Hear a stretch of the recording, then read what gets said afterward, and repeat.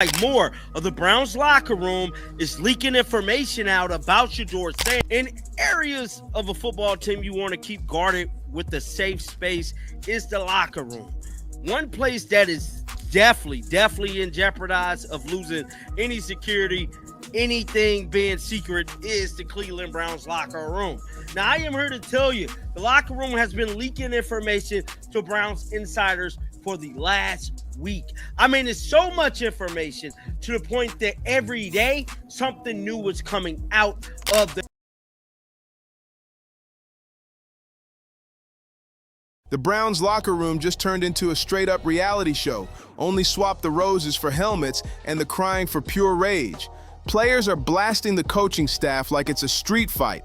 And right in the middle of all this chaos, Shedeur Sanders. Just hearing his name has the vets side-eyeing each other and the coaches breaking a sweat. Forget about X's and O's, this is flat-out survival mode. And the wildest part, the rebellion brewing behind those doors is way messier than anyone dares to admit. Now, the locker room is supposed to be sacred ground, the NFL's very own vault, like grandma's pie recipe locked up so tight you'd think it was national security.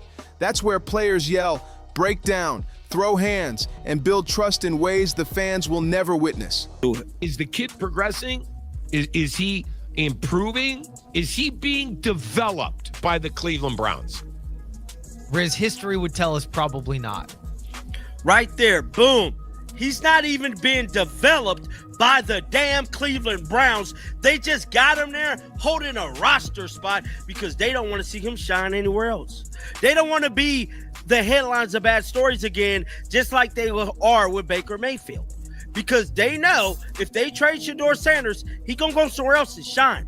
Because for whatever reason whatsoever, y'all have an issue with Shedeur. But in Cleveland, that so-called safe zone is leaking worse than a busted fire hydrant in July. The Browns locker room isn't private. It's basically a gossip site with shoulder pads. And every single day, some exclusive drops like someone's live blogging the drama straight from the showers. Forget strategy, forget loyalty. This team is one viral clip away from being Real Housewives of Cleveland NFL edition. And the reason this drama has more spice than a Netflix binge, 2 words, Shedeur Sanders. Yes, the same Shedeur Sanders who went from being hyped as a first-round future star to sitting around on the Browns' depth chart like a coupon nobody bothered to cash in. Think about it. This franchise had a quarterback built to light up Sundays, and instead, they stuffed him behind the velvet rope like some outsider begging to get into his own party. The irony is wild. Players are fed up, fans are fuming, and insiders are leaking info like a busted pipe that no one wants to fix. Now, from my understanding, Kevin Stefanski is extremely frustrated with all of the things that is coming out. There is a narrative being pushed to play Shedeur Sanders. Now, we all know Shedeur Sanders has what it takes to be an every down starter, every Sunday superstar, but unfortunately, the Cleveland Browns is not letting it play out the way it was supposed to be. How does a kid go from being the first-round draft pick projected to slipping all the way to the 5th round, not only just slipping to the 5th round, now actually being in the NFL, not getting first-team reps, not even playing a little bit, and now he's the 3rd-string quarterback. Cleveland has turned quarterback controversy into an Olympic event, and trust me, they're aiming for that gold medal in dysfunction. Poor Kevin Stefanski. Man looks like somebody gave him a Ferrari, and instead of racing it, he's out here arguing over the seatbelt color. Reports say he's losing it as his locker room transforms into the NFL's version of Twitter Spaces, rumors, whispers, and nonstop chatter about play Shadow like it's a midnight infomercial screaming through the screen. The real question is, how did Shadow even end up caught in this circus? Let's rewind because the fall was nothing short of dramatic.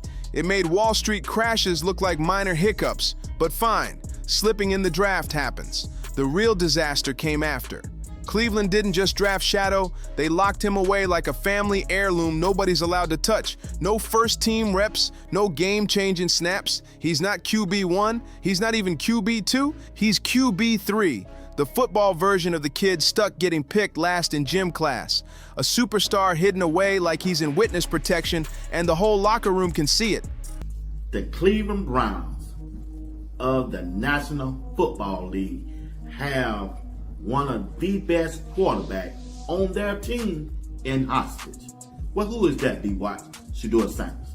Shedeur Sanders should be starting this Sunday for the Cleveland Browns against Lamar Jackson and the Baltimore. Players are side-eyeing the staff like, so let me get this straight.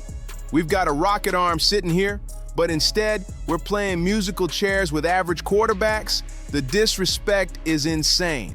Reports say the team isn't just tired of Shadow's treatment, they're sick of the entire clown show this season has turned into. Word is, the coaches spend more time peeking at college games than developing the quarterback they've already got under their roof. Imagine that. While the house is on fire, they're out shopping for new matches. By refusing to let Shadow grow, the Browns are basically writing their own doom. Around the league, quarterback-starved franchises are circling like hawks, waiting for him to hit the open market, and when he does, he won't just get picked up, he'll get worshipped.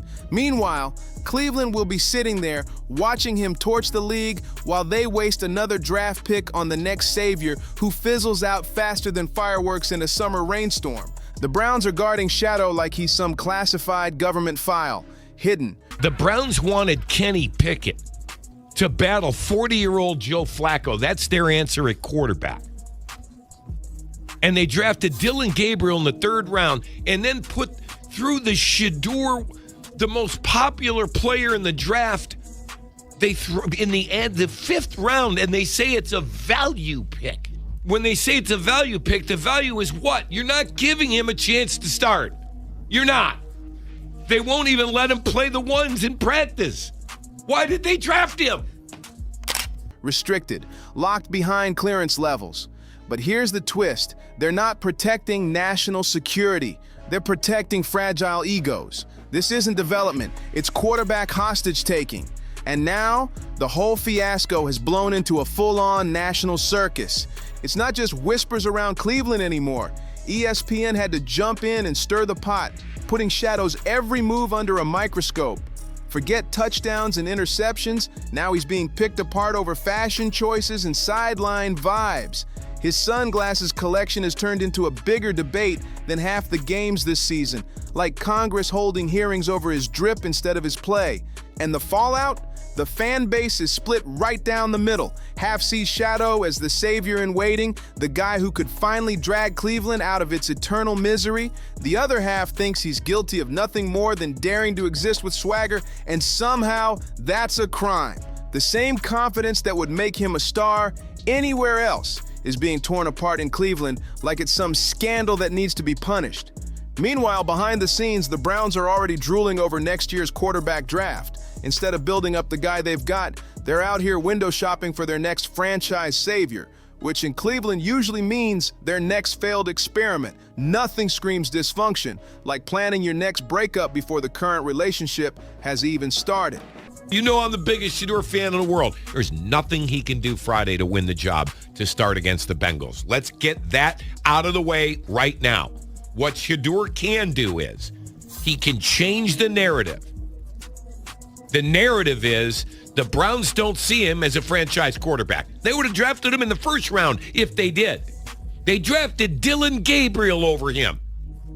So what he has to do Friday night is to change. And the players, they've had enough. Imagine busting your body every Sunday only to watch the front office treat your future like some bargaining chip at a poker table. Reports say the locker room is over it. The so-called safe space has turned into a war zone, and the coaching staff is straight up losing control. If you can't keep your own squad united, what chance do you really have when the lights come on Sunday? This isn't strategy. It's petty X behavior, like holding onto a hoodie just to prove a point. And the worst part? Everyone sees it.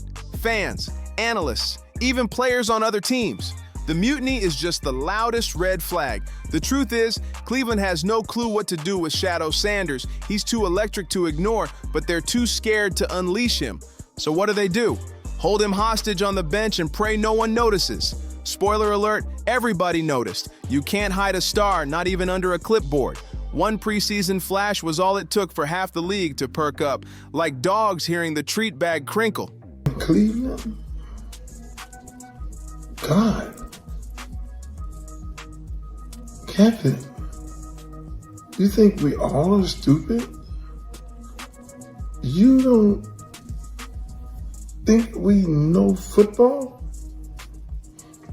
If you're a football fan, we clearly know what you did. We clearly know that the plays that you gave for Dylan Gabriel, throwing the check down underneath to make him look good. Same plays for Flacco. Then you throw Shedeur in the game with a tight end. Shadow stepped on the field, dropped a few jaw-dropping plays, and suddenly scouts across the league were blowing up their GM's phones like, "You seeing this kid?" That's exactly why Cleveland refused to risk stashing him on the practice squad. They knew the second they did, another team would swoop in like hawks on roadkill. And then, the Browns would get roasted coast to coast for letting yet another quarterback slip away. So instead, they play not to lose. But here's the irony. They're losing anyway. And the humiliation? It's predictable, almost like watching a rerun. Remember the Baker Mayfield saga? That was supposed to be the fairy tale ending, the savior who'd break the curse, steady the ship, and silence every doubter. Instead, it turned into deja vu with more disappointment. It's like Cleveland would rather torch their own house than risk someone else moving in. The Browns aren't building, they're hoarding, and the rot is showing from the inside out. And the wildest part, the leaks prove it. Are having their 30-year anniversary and the Cleveland Browns coming to town with a quarterback by the name of Joe Flacco, 40 years old, starting. When the Cleveland Browns in this past NFL draft drafted two quarterbacks, Dylan Gabriel and Shedeur Sanders, in the same draft. Dylan Gabriel is listed as the backup quarterback. Shedeur Sanders is listed as the emergency quarterback. In the future, next year, Joe Flacco will not be on. Insiders aren't even sugarcoating. They're flat out admitting Shadow isn't being developed. At that point, what more proof do you need? This isn't speculation, it's confession. The Browns are basically saying, yeah, we're wasting him, but trust us, it's for your own good. That's not a strategy. It's franchise-wide gaslighting, and the whole league can see it. Cleveland fans are living in a constant identity crisis. Half the city is ready to crown Shadow the future king of Ohio, while the other half is clutching pearls because he dared to rock sunglasses on the bench. That's how starved this fan base is for quarterback success. They've turned sideline drip into a federal investigation. Forget touchdowns or leadership. What really matters is hat placement. Backwards? Bench him. Forwards? Maybe he's QB ready. Tilted sideways? Somebody call the cops. This is what happens when a franchise has been cursed for decades. The tiniest details turn into full-blown referendums on the future.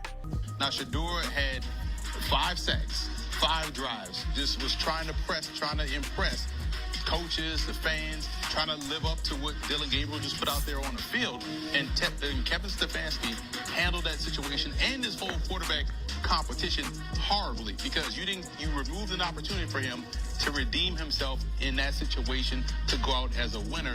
And again, it's not just we all see it, players on the team sees it, players on the opposing teams see it. They know what's going on, they know what's going down, but it's all about Kevin Stefanski. Shedeur stepped onto the field, showed flashes of brilliance, and suddenly scouts across the NFL were texting their GMs. You seeing this kid? And here's the kicker. Shadow's literally doing nothing wrong. He shows up, supports his teammates, and stays locked in. But in Cleveland, even that looks suspicious. If he sulks, he's immature. If he smiles, he's fake. If he hypes up a teammate, he's chasing clout. If he stays quiet, he's detached. Basically, in Cleveland, the only way for him to win is to not exist at all. But don't worry, this franchise always has a plan. And by plan, I mean their annual tradition of fooling themselves into thinking the next draft class holds the golden ticket out of misery. Why bother developing Shadow when you can just roll the dice next April, draft another quarterback, and ruin him too? This cycle is as predictable as pumpkin spice in the fall. Every single year, Cleveland swears this time will be different, only to fall right back into the same tired mistakes. And the locker room? They've had it. Imagine being a player who leaves everything on the field only to watch your team's future chained to the bench like a prisoner.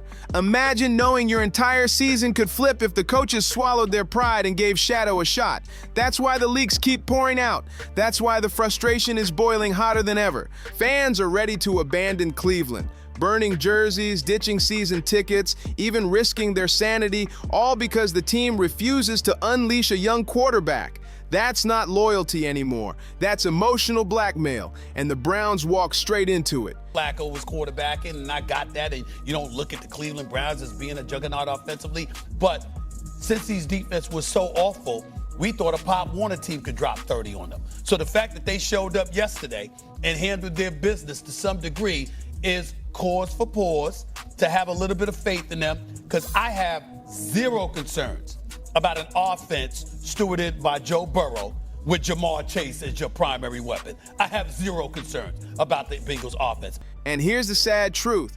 Cleveland's biggest rival isn't the Steelers, Ravens, or even the Bengals. It's their own front office. They make choices so baffling that even rival fans feel secondhand embarrassment watching this circus unfold.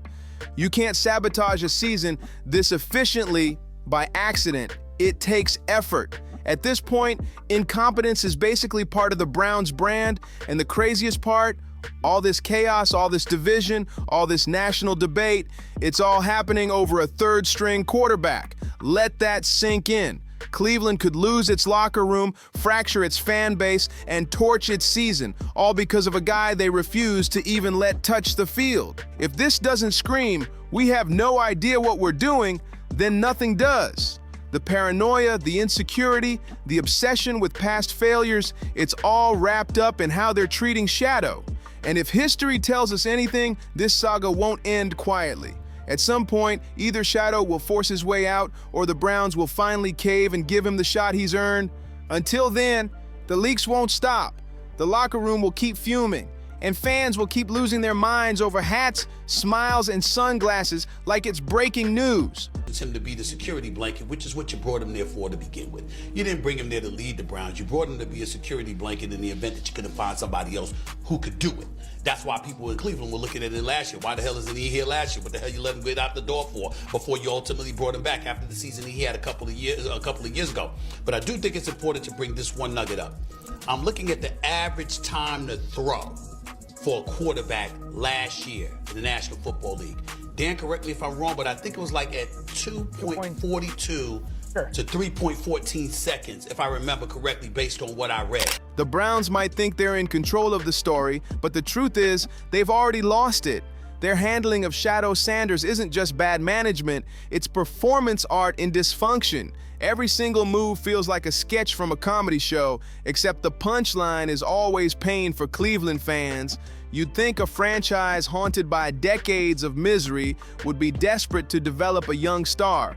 Instead, they've turned Shedeur into a living statue of their own paranoia, a reminder of what happens when fear of being embarrassed outweighs basic common sense. The locker room has spoken loud and clear. Insiders can't stop leaking, and the fan base is trapped between hope and hysteria.